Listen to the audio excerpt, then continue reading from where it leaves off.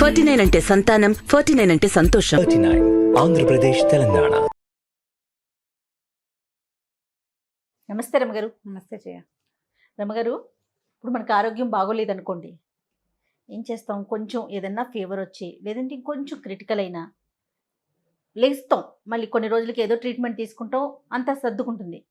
కూర్చుంటాం, తాపీగా కూర్చొని ఎవరెవరు మనకి ఫోన్లు చేశారు, ఎవరెవరు మెసేజ్లు పెట్టారు, అసలు ఎవరు ఇంటికి వచ్చి మనం పలకరించారు, ఈ డిస్కషన్ ప్రతి ఇంట్లో జరుగుతుంది. పరామర్శించటం. మనల్ని ఎవరు పరామర్శించారు, ఎవరు పరామర్శించలేదు. అమ్మ వీళ్ళు రాలేదు చూసావా, వీళ్ళు మనం పలకరించలేదు చూసావా, ఇలాంటివి మాట్లాడుకుంటూ ఉంటాం. రాని వారి మీద ఒకలాగా ఎందుకు రాలేదు వీరు, వీళ్ళు మనం ఆ రోజు వెళ్ళాం కదా, ఇలాంటివి కూడా మాట్లాడుకుంటూ ఉంటాం. సహజంగా జరుగుతూ ఉంటుంది. అది ఎంతవరకు కరెక్ట్?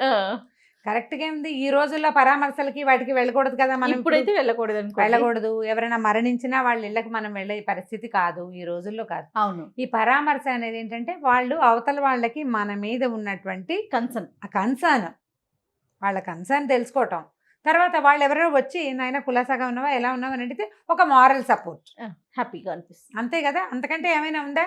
ఏమీ లేదు. ఇదివరకటి రోజుల్లో చాలా కాలం తర్వాత కలుసుకునేవాళ్ళు. ట్రాన్స్పోర్టేషన్ చాలా కష్టం కదా. ఏదో వచ్చేవాళ్ళు, వచ్చినప్పుడు పాత విషయాలు కూడా, మీ నాన్న పోయాడు అప్పటి నుంచి రాలేదు నాయన అని ఒకసారి కావలించుకుని సంభావించడం అలా జరిగేది. ఇప్పుడు ఏంటంటే మన ఫోన్లు వచ్చినాయి కదా, ఫోన్లతోటి మెసేజ్లు, తర్వాత ఏమో ఈ ట్రాన్స్పోర్టేషన్ ఈజీ, కార్ వేసుకుని 100 కిలోమీటర్లైనా వెళ్ళి పరామర్శగా వెళ్ళిపోతాము, బాగానే ఉంది. కాకపోతే ఇప్పుడు ఒక అనారోగ్యం వచ్చి తగ్గింది, హాస్పిటల్లో ఉన్నారు, లేదా చంటి పిల్ల పుట్టింది, ఓ పిల్ల పుట్టింది. ఈ పిల్లలు పుడితే హాస్పిటల్కి కుప్పలు తెప్పలుగా వస్తూనే ఉంటారు జనం చంటి పిల్లని చూడడానికి. అవును. ఎంత బ్యాడ్ ప్రాక్టీస్ అది. నా ఫ్రెండ్స్ వస్తామన్నారని అత్తగారు, నా ఫ్రెండ్స్ వస్తామని భర్త గారు, దాని ఫ్రెండ్సు, చంటి పిల్ల తల్లి తాలూకు ఫ్రెండ్సు, పిల్లని అటెండ్ చేయడానికి వచ్చే అమ్మమ్మో చిన్నమ్మమ్మలో ఎవరో ఉంటారు, ఈ గుంపు ఇది. నర్సులు హాస్పిటల్స్ వాళ్ళు తిడుతుంటారు, అయినా సరే జనాలు వస్తూనే ఉంటారు. అసలు చంటి పిల్లాన్ని చూడకూడదు. మొన్నటి దాకా, అంటే ఒక 20-30 సంవత్సరాలు 25 ఏళ్ళ క్రితం దాకా, పురిటాలు 10వ రోజు స్నానం అయ్యేదాకా అత్తగారులు కూడా వచ్చి చూసేవాళ్ళు కాదు. 3వ నెల దాకా కూడా చంటి పిల్లని చూడని అత్తగారులు భర్తగారులు ఉండేవాళ్ళు. ట్రాన్స్పోర్టేషన్లు పాడు లేవు, తల్లి పిల్ల స్థిమితంగా ఉండేవాళ్ళు. ఇప్పుడు మీరు 10 మంది పోయి హాస్పిటల్కి వెళ్ళి పరామర్శించే పిల్లని చూస్తే ఎన్ని జబ్బులు వస్తాయి. పిల్లలకి జలుబులు కాదు రమ్మగారు, డెలివరీకే పక్కన ఉంటున్నారయ్యే.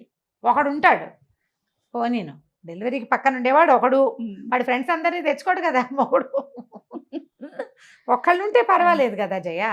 ఇప్పుడు ఈ చుట్టాలందరూ వచ్చి చంటి పిల్లని చూసి బాలింతరాలని పరామర్శించి, ఆ అమ్మాయికి సత్తు ఉండదు, ఏదో పిచ్చి బట్టలు వేసుకుంటారు, ప్రశాంతంగా ఉండదు, వచ్చిన వాళ్ళందరినీ సంభావించడానికి లేచేస్తుంది, అలిసిపోతుంది. అస్సలు అలసట పనికి రాదు డెలివరీ అయిన వాళ్ళకి. ఇప్పుడు ఈ క్రమంలో ఎలా అయిందంటే అందరూ వచ్చి చంటి పిల్లని చూడడంతో వాళ్ళ పిల్లని చూడడానికి వెళ్ళారు, మా పిల్లని చూడడానికి రాలేదు. మా ఏంటి పిల్లని చూడడానికి ఎవరూ రాలేదు. ఎందుకు? చంటి పిల్లని చూడడానికి ఎవరైనా రావడం, అసలు ఎవరు రాకపోతే మంచిది. కానీ ఈ ఫార్మాలిటీస్ అలవాటైపోయి ఇలా రావాలని భావించడం మొదలుపెట్టారు బాగా. హాస్పిటల్కి వస్తే పిల్లకి ఎన్ని జర్మ్స్ సోకుతాయి. ఈ హాస్పిటల్కి వచ్చిన వాళ్ళు ఎన్ని మోసుకెళ్తారు ఇంటికి. వస్తే ఈ పసిబిడ్డని, డేస్ బేబీని 1 రోజు 2 రోజులు పసిగుడ్డుని అందరి చేతుల్లోనూ పెట్టేయటం, అన్నీ బ్యాడ్ ప్రాక్టీస్లే. ఇది పోతే హాస్పిటల్ నుంచి వస్తారు, ఏదో సర్జరీలు అయ్యి వస్తారా, వాళ్ళకి ఇన్ఫెక్షన్స్ వచ్చేందుకు అవకాశం ఎక్కువ ఉంటుంది. అవును. ఈ వచ్చిన చుట్టాల్లో ఎవరికైనా దగ్గో జలుబో ఉంటే ఈ కుట్లేసిన ఆపరేషన్ పేషెంట్కి అంటించారంటే అయ్యిందే వీళ్ళ సంగతి. కాబట్టి పరామర్శలకు వెళ్ళకూడదు.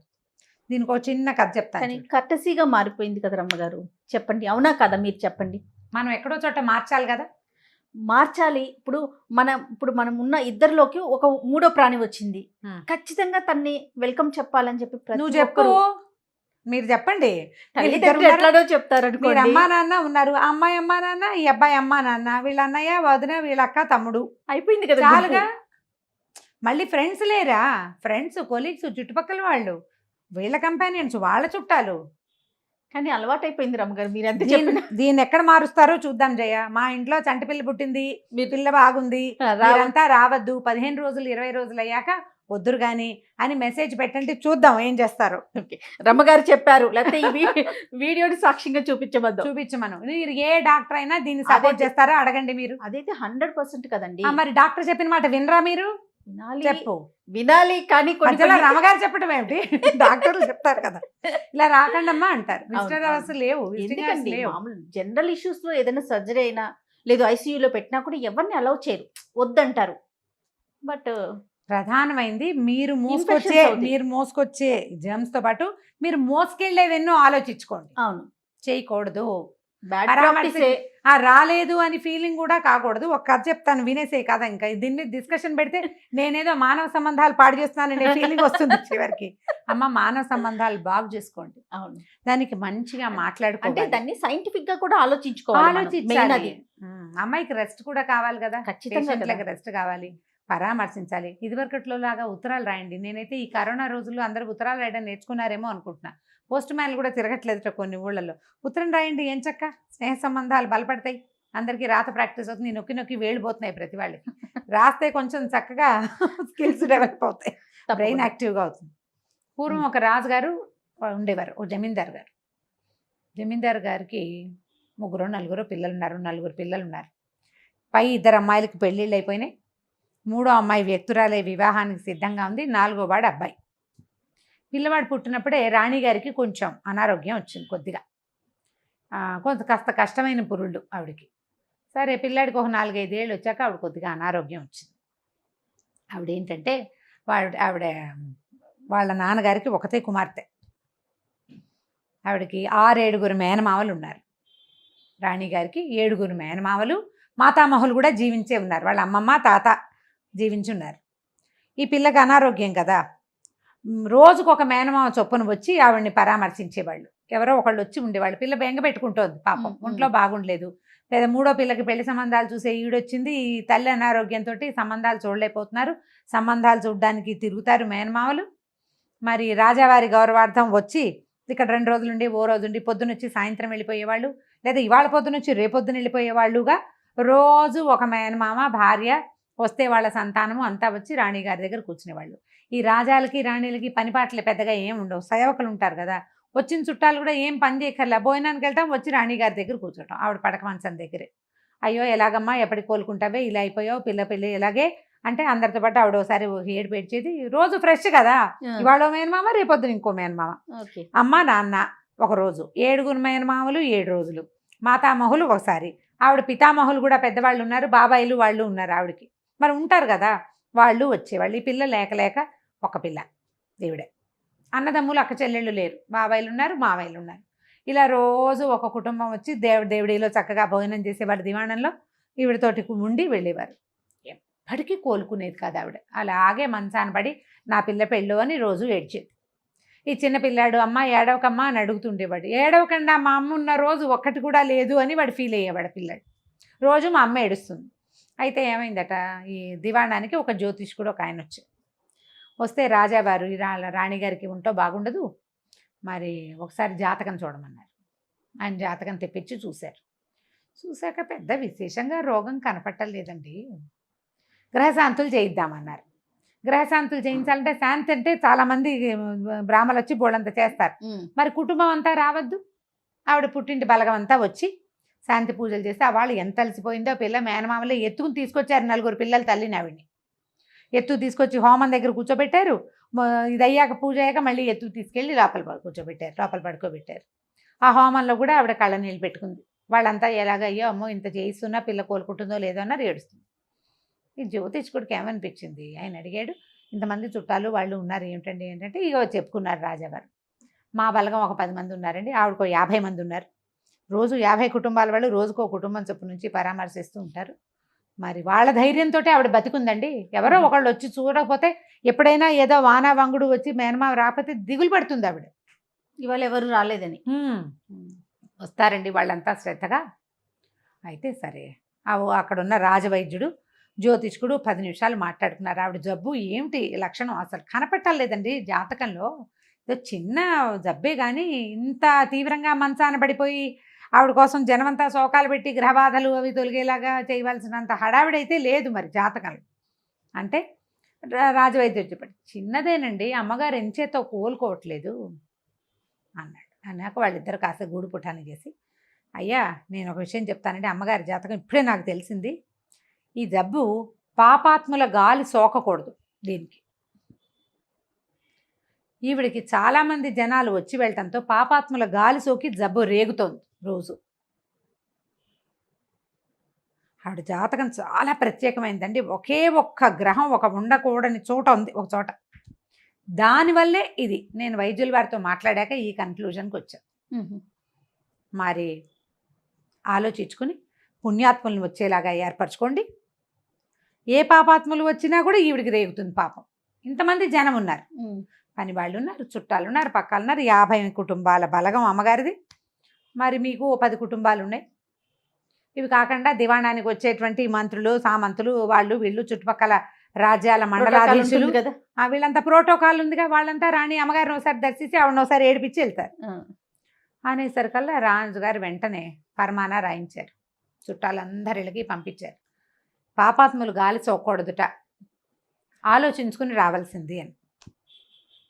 తర్వాత 20 రోజుల పాటు ఒక్కళ్ళు రాలా అక్కడికి, ఎవరు రాల. ఈవిడ మొదటి రోజు ఎవరూ రాలేదని చూసింది, కాసేపు పడుకుని నిద్రపోయింది. మధ్యాహ్నం భోజనం వేళకి వంటలకు వచ్చి అమ్మగారు అన్నం తిందురుగాని రండి అంటే సరే లేచి కూర్చుంది, శుభ్రంగా అన్నం తినేసింది. కుమారుడు వచ్చి కబుర్లు చెప్పాడు. చిన్నపిల్ల, పెళ్లి కావాల్సిన పిల్ల ఉంది కదా, ఆ పిల్ల ఏదో కబుర్లు చెప్పింది. ఇవాళ ఏం పాఠం చదువుకున్నారో చెప్పింది.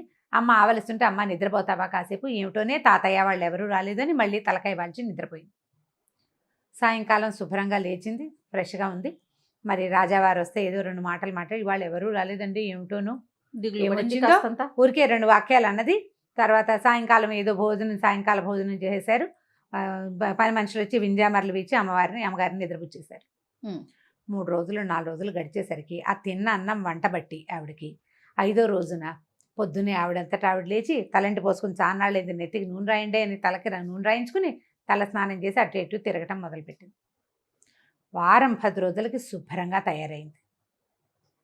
20 రోజులైనా వాళ్ళ ఇంటికి చుట్టాలు రాలేదు.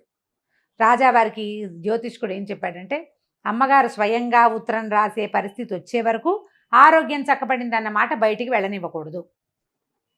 పాపాత్మలు గాలి సోకితే జబ్బు రేగుతుంది, మరి మీ ఇష్టం. ఈవిడ ఉత్తరం లేదు, పత్రం లేదు. ఆవిడేం రాస్తుంది, ఆవిడ ఇంకా కుటుంబ వ్యవహారాల్లో మునిగిపోయింది. పిల్లని చక్కగా రోజు దానికి మరి పెళ్ళిడు వచ్చిన పిల్లకి 14 ఏళ్ళు ఉన్నాయన్నమాట. దానికి కొంచెం చక్కగా నూనె రాసి నలుగులు పెట్టించి వివాహానికి సిద్ధం చేయాలి, సంబంధాలు చూసుకోవాలి. ఈ పనుల్లో పడిపోయారు ఆవిడ. అక్కడి నుంచి విద్వాంసులు ఎవరో వస్తారు, వాళ్ళని చూసుకోవాలి, దేవుడికి వచ్చే వాళ్ళని చూసుకోవాలి, ఈ పిల్లవాడి చదువు చూసుకోవాలి, పెద్ద అమ్మాయి పురుటికి వచ్చేలాగా ఉంది, అదొక వ్యవహారం చూసుకోవాలి. వ్యవహారాల్లో మామూలుగా పడిపోయాక 20-21 రోజులు అయ్యాక ఆవిడ జ్ఞప్తికి వచ్చింది. ఏమిటండి ఈ మధ్య ఎవరూ రావట్లేదు మన ఇంటికి చుట్టాలు అని. రాజావారు ఏం చెప్పారంటే, మీ చుట్టాలు మా చుట్టాలు అందరూ పాపాత్ములేనండి. పాపాత్ములే, అందరూ పాపాత్ములే. మన వల్లే ఏదైనా ఈవిడికి జబ్బు రేగుతుందేమని భయపడి వాళ్ళు రావడం మానేశారు. మీకు జబ్బు ఉన్నది తక్కువ, రోజువారీ వచ్చి జనాలు దాన్ని రేగొట్టి మిమ్మల్ని ఏడిపించుకుని ఏడిపిస్తారు. ఆవిడ ఏడుస్తుంది, అన్నం సాయించదు. అన్నం ఏడిచాక అన్నం సాయించదు సహజంగా. అవును, తినలేము మనం. ఏడుపుగా ఉంటే ముక్కు ఎగబీల్చేస్తామా, మొహం భారంగా అయిపోతుంది, ముక్కులో ఏదో బరువుగా ఉన్నట్టు ఉంటుంది. అన్నం ఇంత తింటారు, అదేం సరిపోతుంది. సాయంత్రం వేసరికి నీరసం వస్తుంది, ఏమీ తినలేకపోయానే అని ఏడుపు వస్తుంది. మళ్ళీ ఆటోమేటిక్గా మిగిలింది తినలేం. సాయంకాలానికి మళ్ళీ అన్నం పోయింది. అలాగే ఈవిడ పని అయిపోయింది అనమాట. చివరికి నెల తిరిగేసరికల్లా ఈవిడ కూతురికి పెళ్లి సంబంధాలు చూసేందుకు పూర్తిగా సిద్ధపడిపోయింది. దేవుడికి ఎవ్వరూ రాలేదు, అంతా ప్రశాంతంగా ఉందన్నమాట. తర్వాత ఆవిడ పిల్లకి పెళ్లి సంబంధాలు చూస్తాను మామయ్య, మా అమ్మాయికి ఏదైనా సంబంధాలు చూడండి అని ఈవిడ ఉత్తరం రాసేదాకా వాళ్ళెవ్వరూ ఈవిడకి జబ్బు కుదిరింది అనే సంగతి తెలుసుకోలేదు. కాబట్టి సంపూర్ణ ఆరోగ్యంతో బయటపడింది. ఆవిడకి ఏ జబ్బు లేదు, పరామర్శలు ఎక్కువై బాధ వచ్చిందనమాట. దానివల్ల వచ్చిన కొత్త ఇబ్బంది. కాబట్టి ఈ కథ గుర్తుపెట్టుకోండి. ఎవరినైనా పరామర్శించేటప్పుడు ఒక మెసేజ్ తోటి, ఒక ఉత్తరంతో, ఒక పలకరింపుతోటి వాళ్ళకి సరిపోతుంది. మీరు సరిపెట్టుకోండి, వాళ్ళు సరిపెడతారు, మీరు కూడా సరిపెట్టుకోండి. ఇంత చాలు. వాళ్ళు వచ్చి 4 యాపిల్స్కాయలు ఇచ్చి మనతో మాట్లాడి కాసేపు కూర్చుని డిస్కషన్ పెట్టాలని మాత్రం అనుకోవద్దు. మనం కూడా అనుకోకూడదు. అదే మనం అనుకోవద్దు, భావించొద్దు, మనము అనుకోవద్దు, వాళ్ళు అనుకోక్కర్లేదు. ఈ కథను మాత్రం జ్ఞాపకం పెట్టుకోండి. ఏ పాపాత్మలు గాలి సోకినా జబ్బులు తగ్గవు. చాలా బాగుందండి. ట్రూ రమ్మగారు, మీరు చెప్పేది కరెక్ట్. ఇది ఆలోచించాలి. ఫార్మాలిటీస్ మనం అలవర్చుకుంటాం జయ. అవునండి. అదంతా ఎందుకు ఫార్మల్గా, ఏదో పిల్లలు పెద్దవాళ్ళు అయితే ఇంత ఫంక్షన్ చేయాలి, ఓణి వేస్తే ఇంత ఫంక్షన్ చేయాలి, పంచలు కట్టిస్తే ఫంక్షన్ చేయాలి, ఇవన్నీ కూడా మనం అలవర్చుకున్నవే. అంతే. చేయకపోయినా ఏమీ ఆగదు. దానికోసం ఎందుకంత తాపత్రయపడాలి? కుదిరితే చేస్తాం, లేకపోతే లేదు, అంతే. రైట్ రమ్మ గారు, ఇంకొక స్టోరీతో కలుద్దాం. నమస్తే అండి. నమస్తే జయ.